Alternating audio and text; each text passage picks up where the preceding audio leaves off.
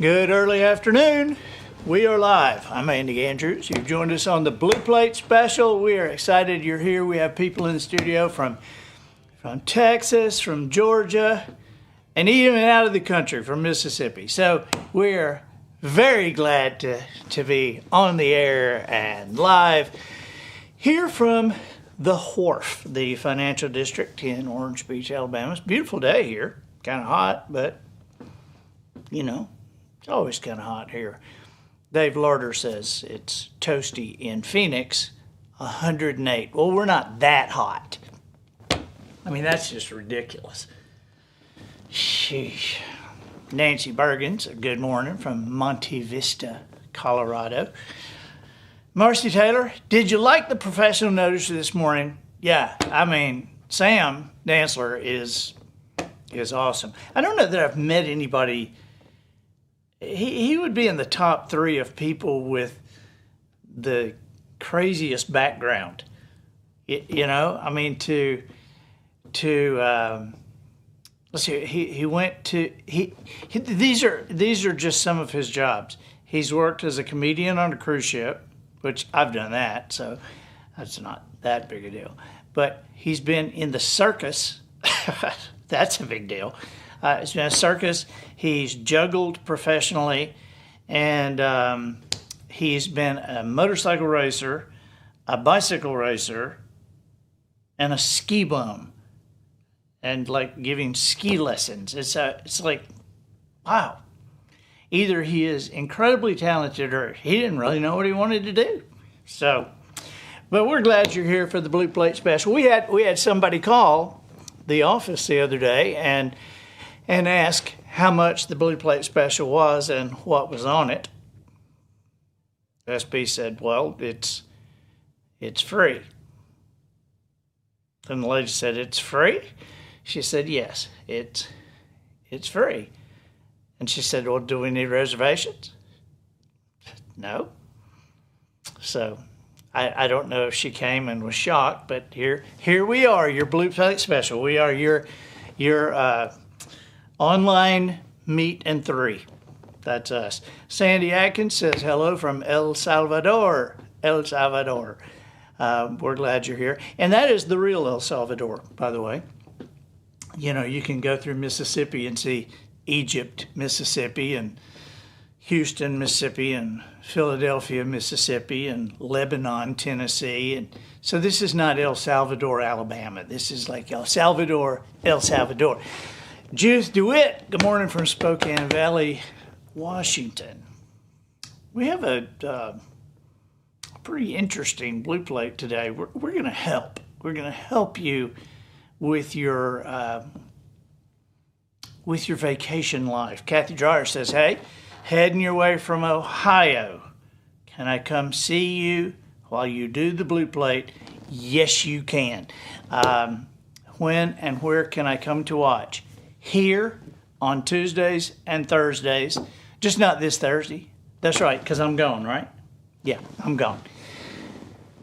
Birthday trip for Polly Andrews. Christy Woods, my sister, says hello. So it's generally Tuesdays and Thursdays at 12:15 Central Time, which if you're here, you'll be on Central Time. And we're at the Wharf.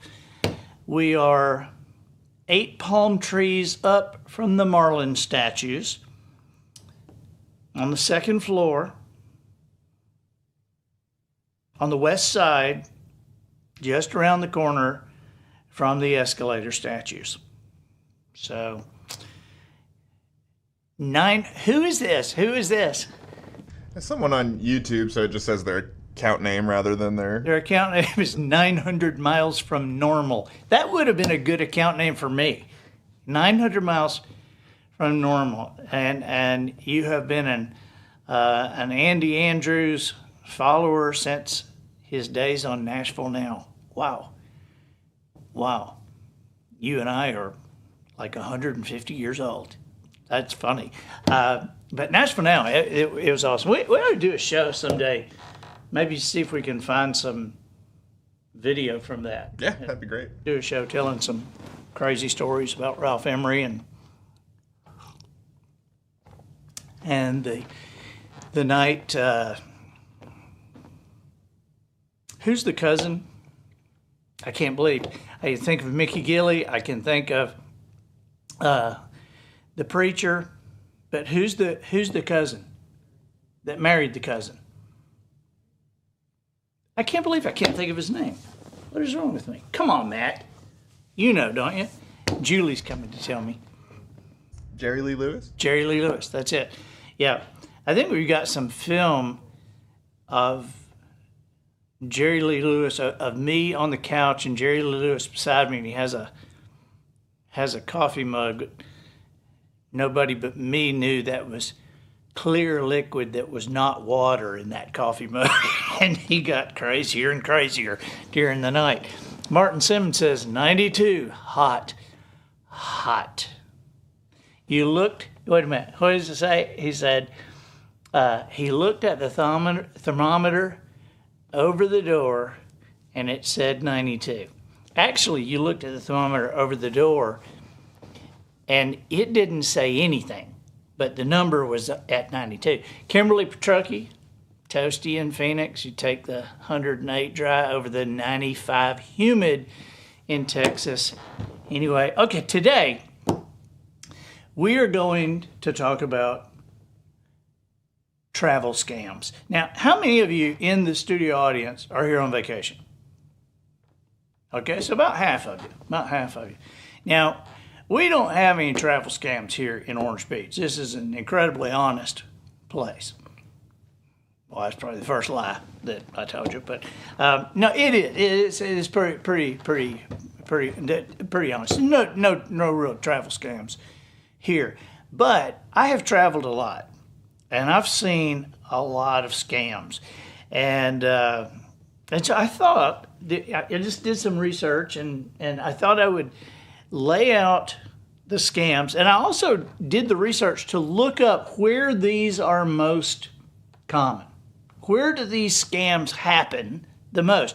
So I can tell you the country and city that at least online says that these things happen the most. But we're going to list them for you, and I'm also going to give you my personal opinion on how to avoid being scammed. All right. The first one that I thought of is corrupt taxi drivers. All right. Now, according to the internet, the most corrupt taxi drivers are in Egypt, Turkey, no particular order. Egypt, Turkey, Mexico, Jamaica, Thailand, India, Colombia, Ecuador, and Argentina. All right. So the scam here is like the cab driver will claim that the meter is broken. And then when you get there, quotes this highly inflated price. Or the driver would inform you that your destination, you're like halfway there, he would get on a phone and then say, oh, you know, your destination was a hotel, a temple, a museum, hanging gardens, whatever it is, that they're overbooked or that they're closed, and he's got a better place to take you anyway. And so he'll take you to his friend's thing, something that his friend does, and he'll charge you a higher fare, plus he'll earn a kickback from his friend, all right? Or the driver will take a convoluted route, jacking up the rate. Now, here's how to avoid it. Don't get in a cab from the street. Don't flag a cab. Okay? Now, you can flag a cab in big cities in America with the yellow cabs, but you flagging a cab in a foreign country, you're asking for it. Okay, so ask the hotel or the restaurant to call you a cab or hire a licensed taxi through one of these official outposts, all right? And know the general cost of the ride. Know that when you go from the cruise ship terminal in San Juan to the Castle El Morro, just know that's like a mile and a half, and it's not going to be $40. Okay, so just kind of have a general thing there. And if you're unsure, ask the hotel concierge. Also, confirm that the meter works when you get in. Hey, how you doing? Your meter working? All right. Know the address and know the hours of operation for the place you're going. I mean, you need to know that they're open so that nobody can tell you that they're closed. And if the driver attempts to take you somewhere else, terminate the ride. All right, just say, hey, pull over right here real quick. Pull over right here real quick. Just real nice, pull over. Hey, right here, pull over real quick and get out.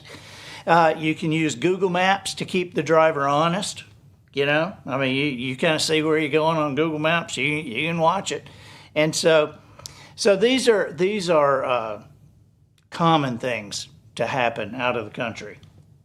All right. Number 2, fake accidents. This is a big time scam. Fake accidents. This happens most often in Rome, Istanbul, Mexico, Jamaica, Puerto Rico, India, Paris, Buenos Aires, Rio de Janeiro, Egypt, Chile, and Ghana. A fake accident. Here's the scam. Somebody walks by you and squirts you with a liquid. Some kind of condiment, ketchup, mustard, fake bird poop, you know, whatever. And so while you're looking at the splotch, you know, they're squirting and go, oh, I'm sorry. And then the squirter will probably try to, you know, wipe you down. And the squirter might try to, you know, clean you up. And so while the squirter's trying to clean you up, somebody else is picking your pocket. You know, the squirter's like, oh, I'm sorry, here, come here, no, let me, I'm so sorry. And then somebody else is going, okay. So here's how you avoid it. First of all, wear your condiment meters. If anybody's coming near you with a condiment, that alarm, well, no, there's not a condiment meter. Coming. So don't do that. Here's the main thing to do is secure your stuff. Okay, I mean, have your wallet in something that somebody can't get their hand in. Have it locked in. Have it in a, you know, if you've got a purse. I know this sounds kind of silly, but a slash-proof purse is good if you're going in some of these places out of the country. I mean, where somebody can't just like razor blade it, everything falls out, 4 people grab it and run. I mean, this happens, okay? Or to have stuff that's like pouches that are attached to you, so that if they try to grab it, they'll just grab you and take you somewhere, and you'll be. No, that's probably not a good idea either. But have it, you know, and walk in groups. Any strategy that will thwart sticky fingers. And, you know, other distract the tourist ploys for pickpockets to get in include an older person falling. You know, there'll be an older person and they'll fall, and then you'll help them, and somebody else will be trying to help them too, and they're nudging you, and then somebody else comes in to help you, and everybody's kind of nudging each other, and you're getting your pocket picked is what's happening. Or somebody dropping a puppy or a kitten. And the puppy will kind of run a little bit, or the kitten will run a little bit. Oh, help me! And then everybody's, and you're getting your pocket picked. Or somebody dropping their wallet and just kind of dropping it, and they're ahead of you a little bit, and so they drop their wallet, and you see them drop it, so you pick it up, and you go, miss, and you hand it back, and they quickly look at it and accuse you of stealing something out of it. So and they'll start making a big fuss. Okay, so here's how you avoid this. Ignore your Good Samaritan impulses. Just ignore them. Okay, do not pick up anything anybody dropped, including people that drop. All right, if people drop, just keep going. If somebody's yelling, and if you have to, call the cops. However, that's just assuming you can trust the law enforcement. Okay, because if you're in a country that has corrupt cops, you're going to have to contact the U.S. Embassy. Now, you can see why somebody's just like, you contact the embassy? Oh, it's just $50. I'm just the heck with it. This is how this happens. I mean, people go, hey, it's $50. I'm not going to spend a whole day contacting the embassy. And of course, they know that. All right. I'm getting worked up just telling you this stuff. All right, number 3. The scam is free gifts. Okay. Now, the destinations that this is most common in: Thailand, Nepal, Paris, Mexico, Cairo, Rome, and specifically in Spain, Barcelona. All right. So here's what happens. You're walking along and a monk comes up and ties a bracelet on your wrist. Or a stranger comes up and says, welcome to our country, welcome to our country. And they give you a sprig of like a weed, it's just like rosemary or something. And or a woman will offer you flowers. Okay, or a disabled person. And I say disabled because, who knows, right? But they hand you like a pack of tissues. You think you're just going to say thank you and leave? You're not going to say thank you and leave. This gift giver wants money. That's what they want. They want money. And if you don't pony up after accepting that, they're going to cause a scene. They're going to cause a scene. Oh, I can't believe it. It's okay, here's $5. I mean, and so in another scam, a person will find like a bracelet or an earring on the ground, and then just, is this yours? Is this not? What? Nobody? Well, here, you take it. You take it. You take it. I don't want to. Well, you took it, and so it's worth like $50. Just give me $5. Give me $5. And if you don't, they're going to cause a scene. All right, so here's how you avoid it. Do not accept these gifts, okay? Never look a monk in the eye. I mean, if you're going through the airport and you see a monk, just do this. I mean, just walk right by a monk, all right? Don't even look at the gift. The thing that I do most often that gets me out of situations like that is I go, no inglés. And this really works great in New York City or Philadelphia or Los Angeles or Dallas. It really works great in America because it stuns them for a second because they're going, well, you are speaking English. And by that time, I'm gone. I'm sorry, no inglés. All right, so do not let them put a bracelet on your wrist. Walk away. Do not take the sprig of garlic or whatever. Just deal with vampires on your own. Just walk away. All right, you don't need the garlic. Never look a monk in the eye. Number 4, the scam is damaged goods. This happens most often in Thailand, Mexico, Jamaica, Vietnam, Philippines, Greece, the Bahamas, Italy. And here's the scam. You rent a motorbike, a car, a scooter, a Vespa, a boat, or a jet ski, and you're accused of damaging it when you bring it back. The rental firm is going to demand money for the repairs. All right, so just be aware that the damage could be real even if you weren't to blame, because an employee might have trailed you out and then hammered the back of the car, or busted the light out while you were out of sight. This happens, all right? So here's how you avoid it. Rent through a company you have actually heard of. Don't rent from Ed's Rent-A-Car. All right, just don't do it. Rent from a place that you've actually heard of.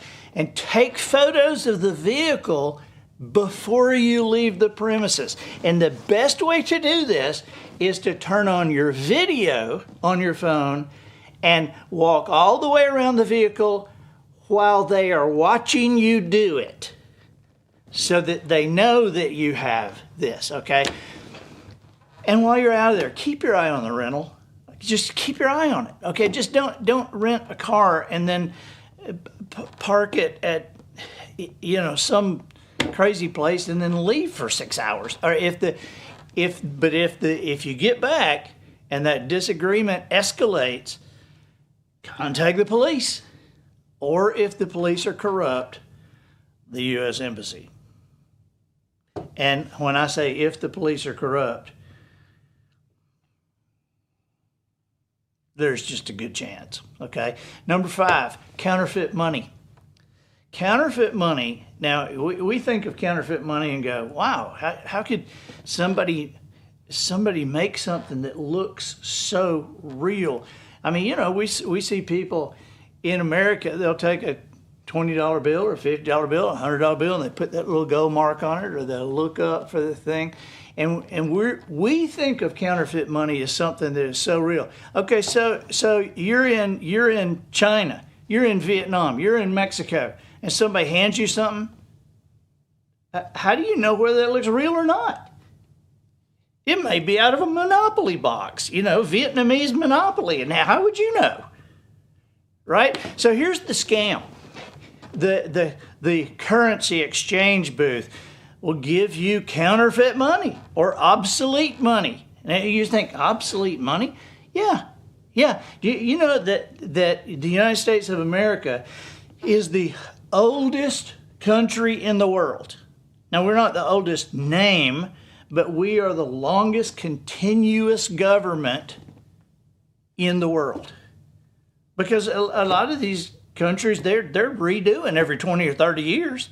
New money, new stationery, new logos. I mean, and so the currency exchange may give you fake money, obsolete notes. Now these are the currency exchanges that you see out on the street corners. A cab driver, a restaurant, a retailer, they may claim you paid with fake money. They may switch your real notes for fake ones, or this is what happens a lot of times. When you get change, they give you counterfeit money in change. So here's the only way you can avoid it. You got to familiarize yourself with the currency. There'll only be like 4 or 5 pieces of paper money, but you familiarize yourself with that currency and exchange your money only through a bank or your hotel. Only a bank or a hotel. I know the Atlanta airport has currency exchange places. That's safe, but don't do this in Mexico. All right? And always check the amount of the currency against the receipt. Because even in a hotel, you swipe a few bills and they give you your change. And how are you going to know? Right? So just pay attention. Pay with smaller denominations that you can count, and don't rush the transaction. Count out the money as you pay and double check the change. That's the only chance you got there. All right, number 6, suspicious invitations. That's the scam. Suspicious invitations. This is most often happening in China, Mexico, Thailand, Turkey, Spain, Malaysia, and India. So the scam is a local person meets you and they're really nice and they're just so sweet and they want to practice English. I am learning English. And they want to practice it and they need help talking. Could you talk to me a little while? And then they need help writing a letter in English to their cousin who lives in America. And so this individual will take you to a store where an employee will pressure you to buy something. Or a stranger will invite you to a restaurant or a bar, and at the end of the meal or a drink, the stranger is gone and the waiter delivers this exorbitant bill and insists that you pay for it. Or a disabled person or a charity worker asks you to sign a petition and donate money to a cause. And as an added bonus, an accomplice might take your wallet during the transaction. or a fake tour operator can offer you an excursion or something that it is non-existent, and you show up and it's not there, and people stand around going, what? We never heard of it. Here's how to avoid this. Just don't accept invitations from strangers. Just don't try to meet anybody in a foreign country. Just leave them alone and let them leave you alone. Make them leave you alone. You know, don't try to provide translation services. You know, you're in their country. Let them figure out how to talk like us without you. Just don't try to. And for God's sake, don't talk to anybody carrying a clipboard. Just don't. All right? I mean, you get off the plane, they got a clipboard. You get off the bus, they got a clipboard. You get out of the taxi, they got a clipboard. They're walking down the street, scares me, they got a clipboard. Just don't talk to them. Don't talk to anybody with a clipboard in any country, including America, ever. Number 7. We're going to call this one deceptive information. All right, this is most common in India, Sicily, Costa Rica, Mexico, South Africa, especially Cape Town, Colombia, and Britain, especially London. Now here's the scam. The scam is you're in your rental car and a driver motions for you to pull over. You get a thing. There's a thing. You pull over. You got a thing there. And of course, you pull over and they stick a gun in your face and say, "Give us your money." And you didn't really have a thing. There wasn't really anything wrong with your car. So don't pull over unless you hear a noise or you see an emergency light in the vehicle trying to get you to pull over. If you do stop, I don't care who you're stopping for. If you do stop, find an area that's busy, that has people around. Do not pull over in some foreign country off the side of the road with nobody around. Just don't do it. Or here's another one. Somebody would direct you to a train or a bus ticket office, a train office or a bus ticket office that sells bogus tickets. This is somebody setting up a booth on the street and their friend is running the booth. And so they're going to sell you tickets, and then when you leave, they're going to split the ticket money with the person who directed you to them, and there's no train, there's no bus. Okay, so this happens all the time. Just know the exact location of the real ticket office and don't let anybody tell you different. Or how about this? Somebody's posing as a hotel employee and they call your room and they say the front desk did not get a good impression on your credit card, or there's an issue with your credit card and they need your credit card numbers again. Would you please read them out? Don't do this. Just go, if you feel like you need to, go to the front desk. Just go there, all right? Or, this happens a lot. Some imposter. Now this one is really kind of brilliant, but and it happens a lot. But don't fall for this. Some imposter pretending to be a police undercover officer will issue you a fine for some kind of bogus minor offense. I mean, they'll have a pad, they'll have a carbon copy, they give you everything. And by the way, the booth right over there, the booth to pay the fine before you get back on the ship is right over there, and you can pay your fine before you get back on the ship. So ask to see the officer's credentials. And if they hesitate, walk away. Also, just kind of be aware of any weird local laws. Okay, don't throw your gum on the sidewalk in Thailand. Okay, I mean, just be aware of some weird local laws. Number 8, the shell game. Now, you've probably heard of this. This happens most often in Paris, Barcelona, Mexico, the Bahamas, Copenhagen, Vienna, Rome, Milan, and New Orleans. Here's the scam. A game guy will set up a box and 3 cups and a ball. He's playing hide and seek with these 3 cups and a ball. And there'll be people standing around, and these players will bet on the ball's location. And friends of the game guy are acting like they're tourists, and they'll guess correctly, or the scammer will allow a few real people to win and pay the winners with counterfeit money. Pickpockets also roam this crowd, right? Because everybody's focusing on those cups and balls. So here's how you avoid it. Don't even stop to watch. I mean, forget playing. Don't even stop to watch. It's same way. It's the monk rule. All right, it's the monk rule. You don't want to lock eyes with a monk, and you don't want to watch the shell game. All right, number 9, knockoffs. All right, this is most often happening in New York City, San Juan, Mexico, Jamaica, the Bahamas, China, Italy, Turkey, and Paris. Here's the scam. Somebody on the street that has like a rolled out blanket, and they'll show you this high-end item, like a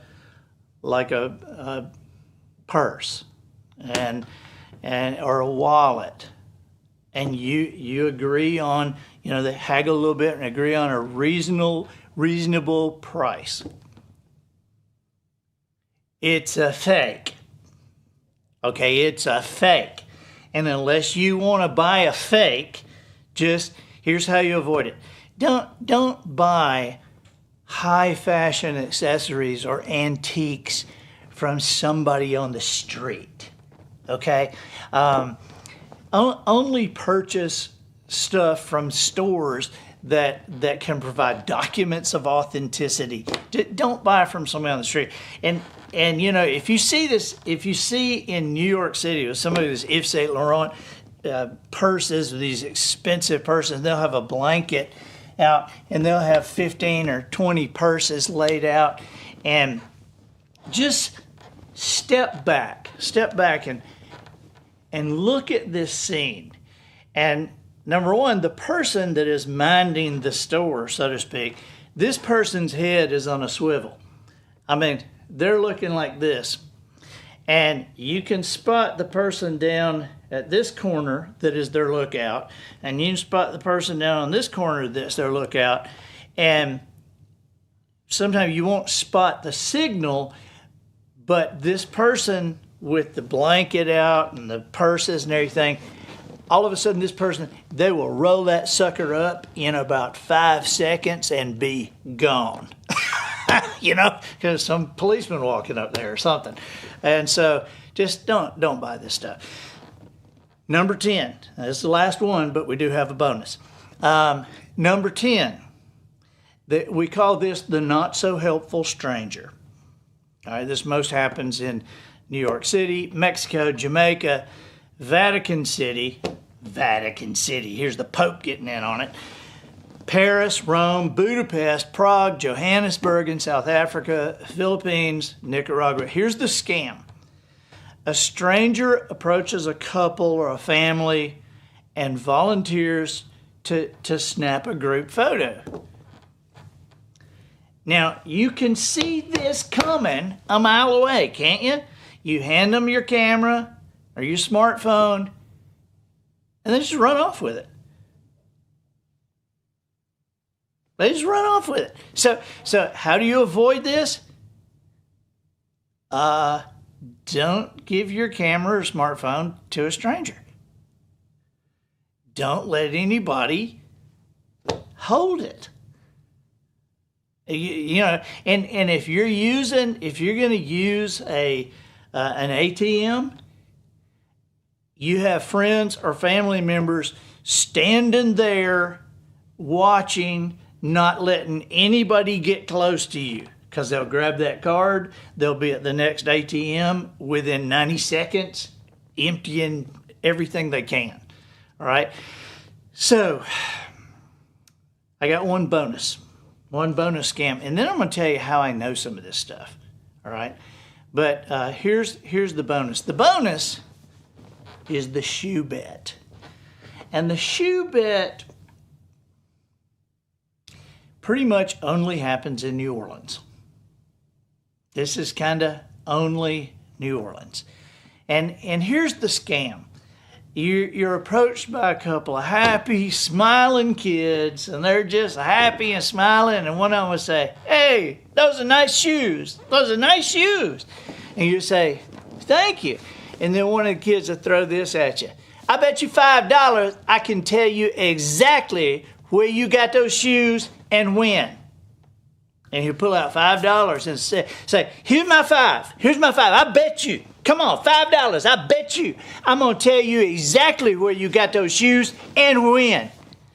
And so, you get $5 out, and he hands his $5 to another kid and says, "He'll hold our money." Then he takes your $5 and hands it to the other kid, and you're watching, and he says, "Now, I'm going to tell you exactly where you got those shoes and when." And he pauses and he leans in and says, "You got them shoes on your feet right now." And then they run off, screaming and laughing. And you're like, and you're so embarrassed that you just turn and walk away. I mean, you don't go, "Hey." I mean, you're like, am I really that stupid? Am I really that stupid? And yes, we are. Sometimes we are. I cannot tell you how many people fall for that.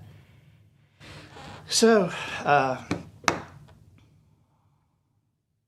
I learned a lot of this working on cruise ships. So, this is where, I have been to Jamaica so many times that I stopped getting off the ship in Jamaica. I thought, I'm not even going to get off the ship. If you notice on that list, on the top 10 of those things, Jamaica's listed about 7 times. But there's one constant in there: Mexico. Mexico's the worst. 30 years ago, I was having to bribe policemen to get out of the country. Because there was a time that I did 2 ships a week. I would get off the ship in Cozumel and fly to Grand Cayman to get another ship. So they would pay me for 1 week, but I would be doing 2 ships. And so flying out of Cozumel, you got this, and this was before all the big security. This was just, nothing but a metal detector, and your bag goes through a scanner, and bag go through a scanner and go, "Senor, it looks like we will have to examine your baggage. Will you please go sit down over here? This will take some time." Okay, I've got 45 minutes before my plane's taking off. "I am sorry, senor, this will take some time."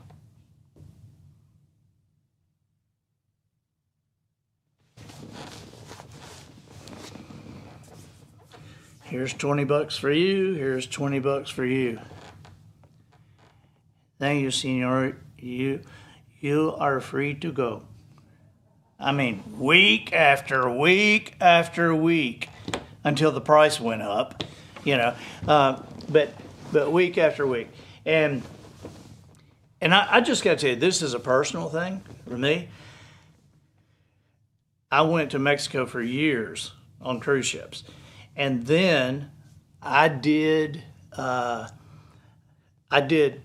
for years did conventions. You know, companies would have their conventions in Cancun or Cabo or in Cozumel. They would have their conventions there, and my thing now. I mean, for a while, we would make them. They would pay way more for me to go to Mexico. I mean, it's a certain amount to go somewhere in America, but it's more to go out of the country and more to go to Mexico. But now my thing is, I don't go to Mexico. I don't care how much money you got. I don't go to Mexico. And when people say why, I said, well, the bottom line is when they put the mayor's head on the steps of the Princess Hotel in Acapulco, that kind of did it for me. I'm going to pass on Mexico. But if you follow what goes on down there, it's not that the police are corrupt, even though they are. They have no power. The cartels run that country. They run it. If you want to see something just shocking, go on Netflix, and there is a series called Rotten. And it's a series just about certain industries. Watch the episode about avocados. It will freak you out about what's happening with avocados in Mexico and who runs it and what happens. I mean, it'll freak you out. But no mas on Mexico. And it's not the Mexican people, you know, not much, I guess. But then with the cruise ships, with Jamaica, it would just stun me that every week we would tell. I mean, and I say we would tell people, but it wasn't like we were just kind of put the word out. I mean, the cruise director would have a meeting and have everybody in the North Cape Lounge and tell everybody, okay, in Jamaica, do not buy drugs. Do not buy drugs. Do not buy any kind of drug. Don't buy pot. Don't buy cocaine. Don't buy any kind of powder. Don't buy any kind of drugs. And you will have the opportunity to do it. And it's true, because, you know, you go in a grocery store trying to get some peanut butter, and there would be guys walking up and down the aisles going, cocaine, cocaine, you know, cocaine, cocaine, pot. I mean, but we would tell them, do not do this. Do not bite. Because if you buy drugs, the person who sold you drugs goes right over to a policeman and points at you, and the policeman comes and arrests you with drugs, and then the cruise ship, I mean, you know, they're going to call somebody, and you know, your parents, your bank, somebody, and they're going to say, we're going to leave at 4:00. Do you want them to stay in a Jamaican prison, or do we get them out? And so it'll be $30,000 to $50,000, and then you got to pay the cruise line back. And every week, somebody would do it anyway. I mean, every week. We're just like, what the, you know, it was just crazy every week. And so it got to where, now I got to tell you, I recently went to Jamaica. Polly and I went to Jamaica. I was speaking at an event, and I was like, I mean, we, you know, when they called, we said, okay, this and this and this and this and this, and they, okay, yes, because I didn't care if I went or not. And so they met all the things that we asked for, but I still was not really happy about going. But we went, and we stayed at Half Moon Bay Resort. And so this is not one of those all-inclusive resorts, but it's a really nice resort. And almost immediately, I told Polly, I said, if these people keep this up, I'm going to change my attitude about Jamaica. Well, for the 5 days we were there, these people were awesome. I mean, everybody that worked at that hotel, everybody that was connected to that hotel, and they were Jamaicans, they were awesome. Just loved them. You step outside that hotel, it was back to normal. And you know, every country has its good people and its bad people and people that are in situations that but I gotta tell you, Jamaica has some really, really great people, but they also have some tough situations. And you can get on Google Earth and just scan some neighborhood. It was like Mexico City. I went to Mexico City one time for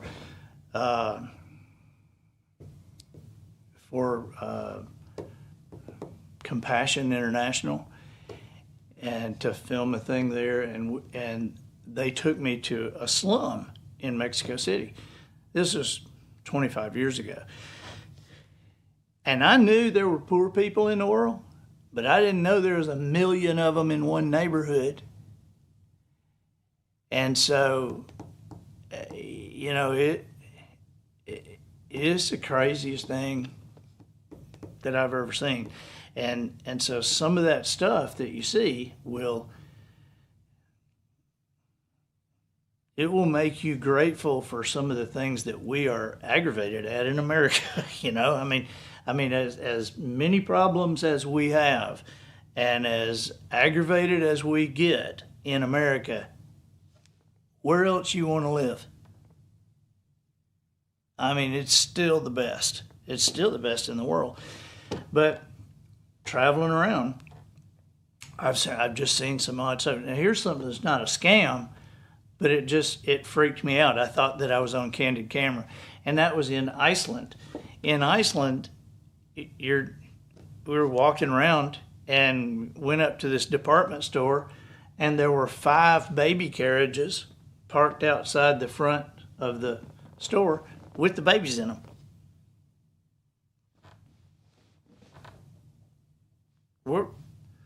Where's the mama? Where's the daddy? In the store. I mean, just leave the baby. I mean, the baby carriage. I mean, I'm talking about like infants, little babies sleeping, and we asked about that, and they said no, the crime is like almost non-existent in Iceland, and I guess it's because of the punishment, you know, because it's like you steal a baby, they'll kill you. You know, you kill somebody, they'll kill you. You shoplift, they'll kill you. You run a red light, they'll kill you. I guess I don't know, but it's like there's almost no crime. Why? They'll kill you. But that was the weirdest thing, seeing those babies in the carriages outside the stores. You know, parents couldn't get them up the steps. Just leave them there, they're fine. Nobody will take them. If they do, we'll kill them. So I could tell you tons of cruise ship stories.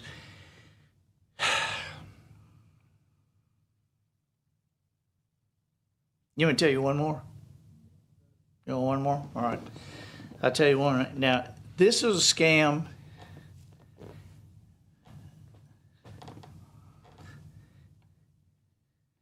I guess this is okay to tell.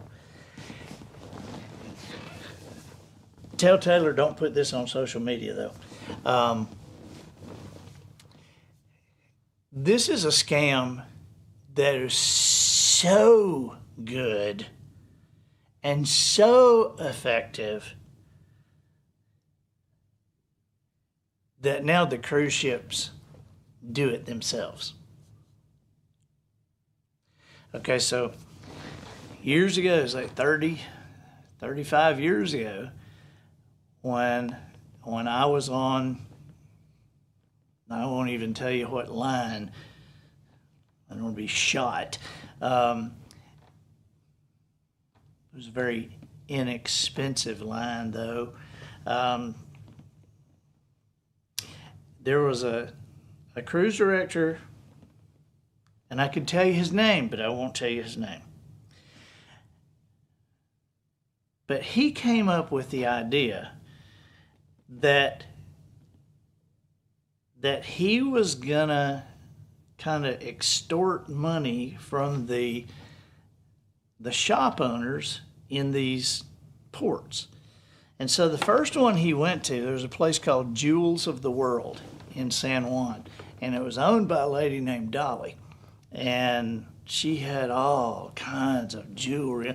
I remember going in there, and there was a guy that I would always talk to. He was one of the salesmen, and he had a ring that was on this finger, a ring that was on this finger, and had a bar that connected them, and two dice on that ring. They would spin, you know. But it was Jewels of the World, and this place was about the size of a city block in San Juan. So this cruise director, I almost said his name right there. This cruise director went in one day, and the ship was in every Wednesday into San Juan. And so he said, hey, I would like to direct people into your store and just direct all my passengers from the ship into your store. And she said, great. And he said, it cost you $75,000 a week. She said, you're out of your mind. He said, really? I'm going to direct them all into your store. And she said, no, you're out of your mind. He said, okay, well, he said, I know you keep track of people from what ship come in every week, so just pay particular attention to how many from my ship come in next week. And sure enough, none of them came in. Out of like 1,200 passengers, none of them came in. So at the end of the day, he showed up, and Dolly said, okay, you win. He said, great, that'll be $100,000 a week. And she said, wait, you said it was $75,000. He said, that was before I proved it to you. Now it's $100,000 a week. So she said, okay. And so she started paying it, and he did another one in San Juan. Okay, so he had two in San Juan. He had in St. Thomas, Barrett and Sons, Little Switzerland, and another one. There were three of them in St. Thomas, and there were three of them in Cayman.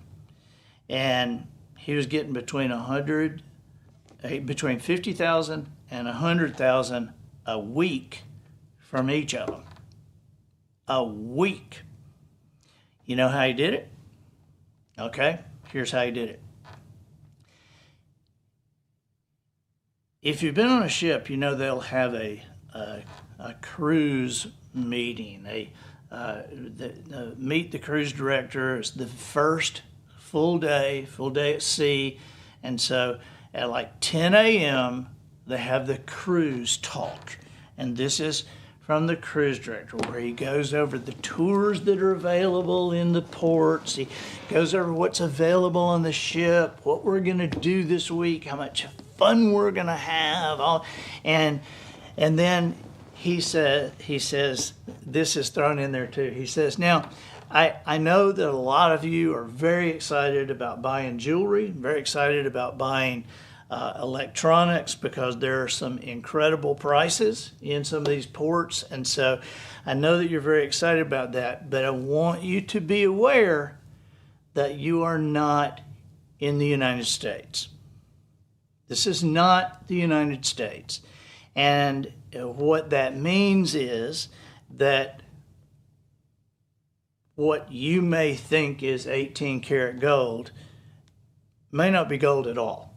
Or what you think might be a diamond may not be a diamond. Or what you think is a high quality diamond may not be a high quality diamond. Or what you think might be a first run electronics might have bad parts in it. And so this is not the United States, and you have no recourse. And so there are 2 stores in San Juan that we guarantee. Only 2 stores that we guarantee that if you buy gold there, it's real gold. If you buy jewels there, it's real jewels. That would be Jewels of the World and whatever. Now, in St. Thomas, there are 3 stores that we guarantee. Barrett & Sons, Little Switzerland, whatever. And so we guarantee, but the others, you're on your own. Okay, well, you can see what people do. All right, so this cruise director, suddenly, cruise directors on other ships, so, because they found out about this guy, and he quickly bought his first hotel in Europe. And so then when he quit being a cruise director, he owned like 11 hotels in Europe. And the other cruise directors were doing this. Well, this was such a great idea that the cruise lines banned the cruise directors from doing that, and they took it over. So the cruise directors still had to give the speeches, and they still do to this day. They give the speeches about where to go and what, all like that. But it's the cruise line sending their representative out every week collecting the money. So this still goes on. And let's just hope I'm alive tomorrow after telling you guys this. Okay? That's the last thing that people don't realize on cruise lines. People say, how do they get away with this stuff? How do they do this? How do they do that? We used to see there would be somebody, sexual assault on the ship, and the guy wouldn't even be fired. Wouldn't he be fired? Somebody get caught stealing jewelry out of a cruise ship cabin, wouldn't he get fired? And you think, how do they get away with this? Well, they're not registered in the United States. When I was doing ships, there were only 2 ships registered in the United States. There were American Hawaiian. It was the only 2 ships in the entire. And today, American Hawaiian's no longer in. I don't think there's any ship that's registered in the United States. And when I was on, there was no internet. So we saw stuff and we'd go, man, if 60 Minutes would just come and just say, hey, we'd like to look at this. But, it was crazy. It was the Wild West. And that's cleaned up a lot just because of oversight of the internet, people telling what's going on. But as far as things that they can get away with, like advertising or marketing, that's one last thing. All these tours on the cruise ships, don't go to Grand Cayman and pay $220 to go pet the stingrays when you can just go down to the stingray place and pay them $20 to go do the same thing. So just be careful of these tours on the ships. And so that's the show for today as I end my possibility of ever going on a cruise for the rest of my life. We appreciate you being with us. We'll be here Thursday, and as you know, Thursday is wisdomharbor.com day. We only broadcast on wisdomharbor.com. If you haven't got your membership to this streaming service, it's very inexpensive. It's less than $3 a month for everything on Wisdom Harbor. And our stated goal is to create the next greatest generation in America with wisdomharbor.com. We will see you Thursday. Bye-bye.